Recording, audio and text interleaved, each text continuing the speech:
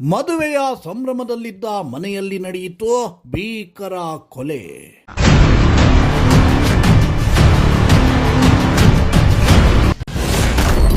ಇಂದು ಹಸೆಮಣೆ ಏರಬೇಕಿದ್ದ ವೈದ್ಯನನ್ನು ಮಸಣಕ್ಕೆ ಕಳುಹಿಸಿದ ಪಾತಕಿಗಳು.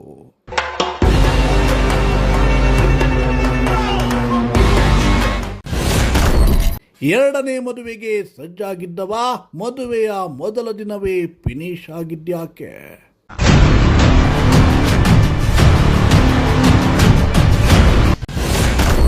ಹಣವೋ ಚಿನ್ನವೋ ಅಥವಾ ಈ ಕೊಲೆಯ ಹಿಂದಿದ್ಯಾ ಬೇರೆಯದ್ದೇ ಸ್ಟೋರಿ?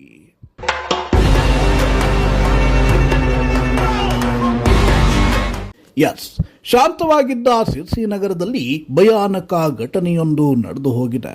ಶಿರಸಿ ನಗರದ KHB ಕಾಲೋನಿಯಲ್ಲಿ ನಿನ್ನೆ ರಾತ್ರಿ ಭೀಕರ ಕೊಲೆಯೊಂದು ನಡೆದು ಹೋಗಿದ್ದು, ಇಂದು ಹಸೆಮಣೆ ಏರಬೇಕಿದ್ದ ವರನನ್ನೇ ಪಾತಕಿಗಳು ಮಸಣಕ್ಕೆ ಕಳುಹಿಸಿದ್ದಾರೆ.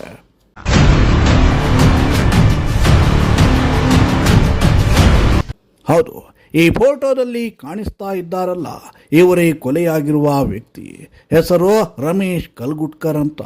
ಹೆಚ್ಚು ಕಡಿಮೆ 51 ವರ್ಷ ವಯಸ್ಸು. ವೃತ್ತಿಯಲ್ಲಿ ವೈದ್ಯ. ಇತ್ತೀಚೆಗಷ್ಟೇ ಮೊದಲನೇ ಹೆಂಡತಿ ತೀರಿಕೊಂಡ ಹಿನ್ನೆಲೆ ರಮೇಶ್ ಎರಡನೇ ಮದುವೆಯಾಗಲು ತಯಾರಾಗಿದ್ರು. ಮಕ್ಕಳ ಸಹಮತಿಯೊಂದಿಗೆ ಮೃತ ಪತ್ನಿಯ ತಂಗಿಯನ್ನೇ ವರಿಸಲು ಸಜ್ಜಾಗಿದ್ರು.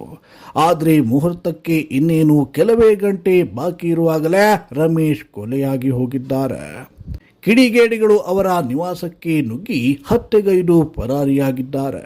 ಹೀಗಾಗಿ ಮದುವೆಯ ಸಂಭ್ರಮದಲ್ಲಿರಬೇಕಿದ್ದ ಆ ಮನೆಯಲ್ಲೇ ಇದೀಗ ಕೇಳುತ್ತಿರುವುದು ಬರೀ ಆಕ್ರಂದನ.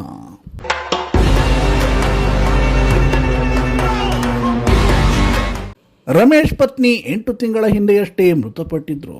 ದಂಪತಿಗೆ 2 ಗಂಡು ಮಕ್ಕಳಿದ್ದು, ಒಬ್ಬರು ವೈದ್ಯರಾಗಿದ್ರೆ ಮತ್ತೊಬ್ಬರು ಎಂಜಿನಿಯರಿಂಗ್ ವ್ಯಾಸಂಗವನ್ನ ಮಾಡ್ತಿದ್ದಾರೆ. ಪತ್ನಿಯ ಅಗಲಿಕೆಯ ನಂತರ ಒಂಟಿಯಾಗಿದ್ದ ರಮೇಶ್ ಮಕ್ಕಳ ಸಮ್ಮತಿಯೊಂದಿಗೆ ತಮ್ಮ ನಾದಿನಿಯನ್ನೇ ವರಿಸಲು ನಿರ್ಧರಿಸಿದ್ರು. ವಿಶೇಷವೆಂದರೆ ಇವತ್ತೇ ದೇವಸ್ಥಾನವೊಂದರಲ್ಲಿ ರಮೇಶ್ ಮದುವೆ ಸಮಾರಂಭ ನಡೆಯಬೇಕಿತ್ತು. ಇನ್ನು ಮದುವೆಗಾಗಿ ರಮೇಶ್ ಅವರು ಬ್ಯಾಂಕ್ನಿಂದ ಚಿನ್ನದ ಒಡವೆಗಳನ್ನ ತಂದು ಮನೆಯಲ್ಲಿ ಇರಿಸಿಕೊಂಡಿದ್ರು. ಈ ನಡುವೆ ಮನೆಯಲ್ಲಿ ಮದುವೆಯ ತಯಾರಿ ನಡೆಯುತ್ತಿದ್ದಾಗಲೇ ಅಪರಿಚಿತರು ವೈದ್ಯರ ಮೇಲೆ ದಾಳಿಯನ್ನ ನಡೆಸಿ ಹತ್ಯೆ ಮಾಡಿದ್ದಾರೆ. ಹೀಗಾಗಿ ಸದ್ಯ ಮನೆಯಲ್ಲಿದ್ದ ಚಿನ್ನಾಭರಣಗಳಿಗಾಗಿ ಏನಾದರೂ ಈ ಕೊಲೆ ನಡೆಯುತ್ತಾ, ಅಥವಾ ಈ ಮದುವೆಗೆ ವಿರೋಧ ವ್ಯಕ್ತಪಡಿಸಿದ್ದ ಯಾರಾದರೂ ಈ ಕೃತ್ಯವನ್ನ ಎಸಗಿದ್ದಾರಾ ಎಂಬ ಅನುಮಾನಗಳು ವ್ಯಕ್ತವಾಗಿವೆ.